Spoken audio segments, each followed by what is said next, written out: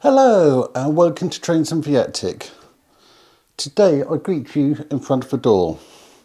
This isn't just any door. This is the door to the model railway room slash playroom slash whatever I call it.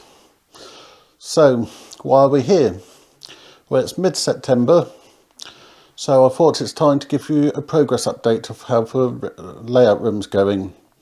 This is going to be some video of where we are now and some video of me doing stuff.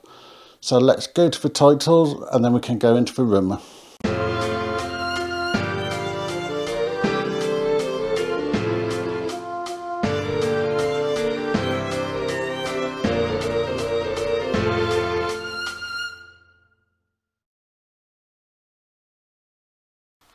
Here we are in the play room slash model railway room slash whatever I'm calling it today. And as you can see, there's been a lot of progress. Over here is going to be the helix. Over here is the gap. Over here is one side of the main board. And here we are with the second half of the main board. Lighting in this room is done by Philip Hughes. So that we can adjust the lighting and all that kind of stuff. Just there is my seat I use in the room. And this is actually a good place to start talking about the baseboards. As you can see, we've got two boards here. We've got one with a top on and one which doesn't currently have a top. You can see the construction method. So these beams are 15 centimeters tall, but you'll see just along here and just along there, the beams have been cut out so that it's actually a bit lower because I made a mistake with my calculations. So this here is actually going to be my fiddling yard. This is just under 8 foot long and 4 foot wide. Over here is a 4 foot square, and that's about 2.5 foot gap. So this is the base level, and you can see that this is well strong. It can take me sitting on it or standing on it. The idea with this is so that if a train derails, I will be able to reach across and put it up. You can see that just over there is going to be a bit tight, but that's the idea.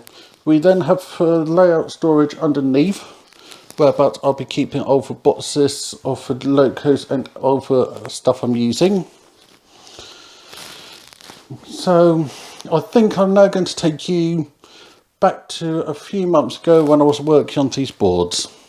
So let's do some time travelling and go outside. As you remember, or might not remember if you're new to the channel, and from the name of the channel, the old layout used to be up in Viettic, hence Trains and Viettic. The new layout is in this room, which is actually quite a nice sized room. Do have a few things like this cupboard which are in the way, but I can live with it. And in the last year I've done some upgrades like painting all the walls, new floors, and even fun stuff like this. Philip Hughes lighting, which are going to be a video eventually on my other channel. But I'm now at the point where I need to start building the baseboards. Everything will fit in theory. Got a few places that need a little bit of special attention, but nothing too bad. So let's go downstairs and have a look at the wood and the plan. So here we are outside, and I've got 4 pieces of these wood 3 pieces are going to be cut for sewing, then the 4th one is going to be used for the little pieces. And for important dimensions are, it's 1.2 metres there, so 1 metre 22 centimetres.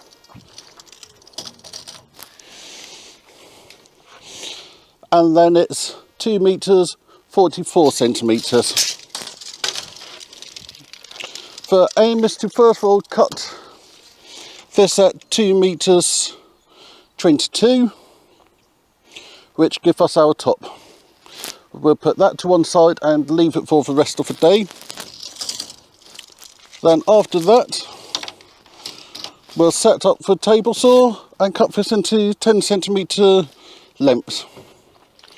10 of them. So we're going to mark it, cut it with a saw, and then we can set up the table saw at 10 centimetres and rip the rest. So after a few hours, I've managed to cut these strips at 11 centimetres. But I do have a decision, it's cheaper in time to just go down to your local wood merchant and ask her to cut it for you, as most of these are within tolerance, but I was slightly offline in a few places. But I deliberately bought additional wood to make sure that I can account for that. So these are the beams, and the idea is they're cut together like so.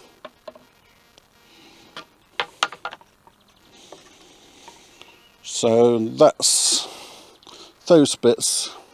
So this is a success story. I got 3 of these cut. This one need a little corner cut up there, and then that's ready for the layout. The next one across need to be slightly trimmed down, and then the 3rd one is fine. So just give this a quick sandal on the top, and these are brilliant. So what I did with these is marked it, scored it, and got quite a nice cut. My mistake on the other one is not marking them. But when you're doing cuts on stuff like this, you need to consider the width of the blade.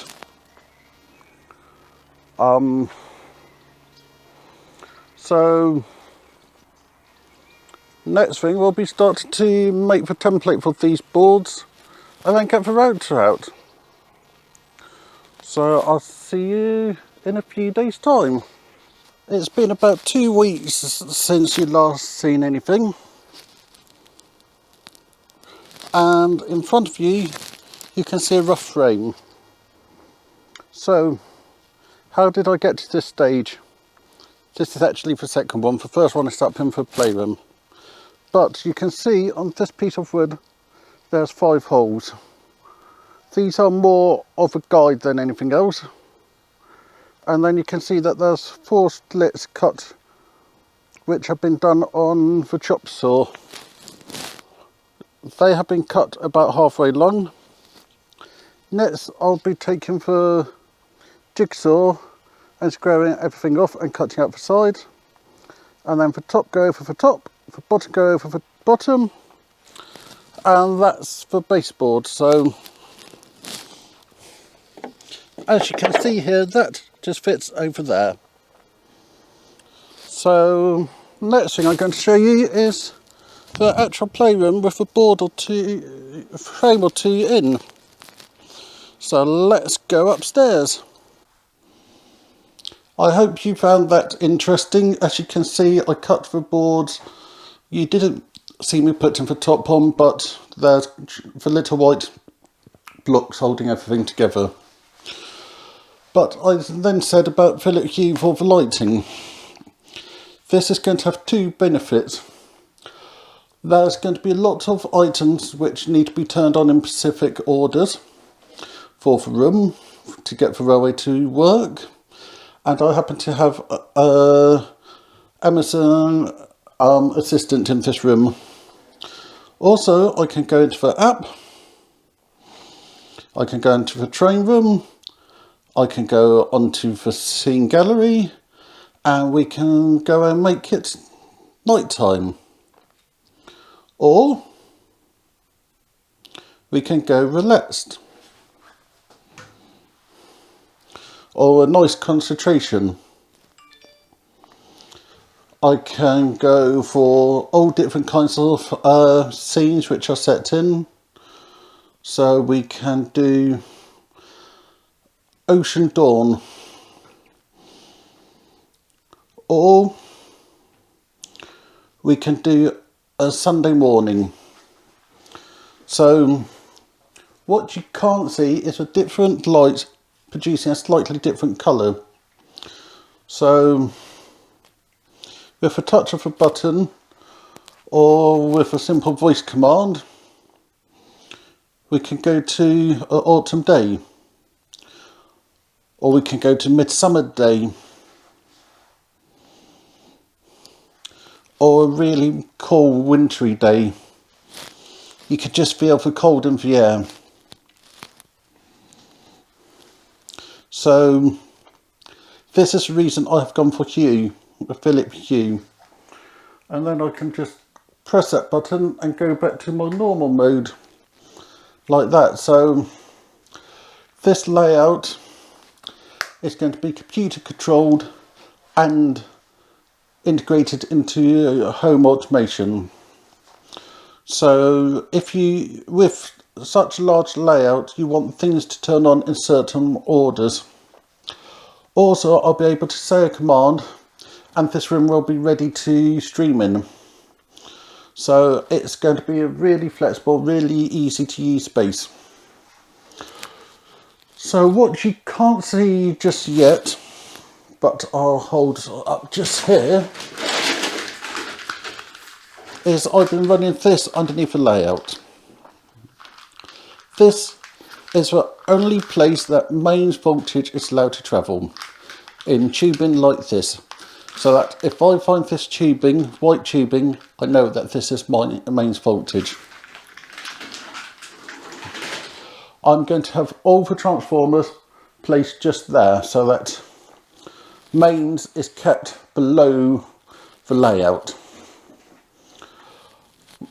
Only thing I'm considering adding down here is a location to plug in my Digitrack throttles, but I'm on the fence about that. I am on this level not having any wires underneath the baseboards. What I'm going to have is a cable running along the middle of this layout, so that we can see where about the wires go, and the wires are quite visible and easy to sort out. Next thing I need to consider is the points. So I'll just pause you for a moment and go and grab you the point motors I'm planning to use. On this layer of the layout, I have decided that all points are going to be surface mounted, and because I have got so fed up with trying to get micro switches to work with points, I'm spending a bit of money on these Cobalt SS point motors. These are surface mounted point motors, and you have a control box DCC in. Then you can get switches, LEDs, controls, input switch, and also frog switch. The frog switch can be powered separately to the DCC, so that's why I have gone for this. So it's going to cost me a bit of money to do the points on this level, but it's going to save me a lot of time. Something else I have decided is with wiring.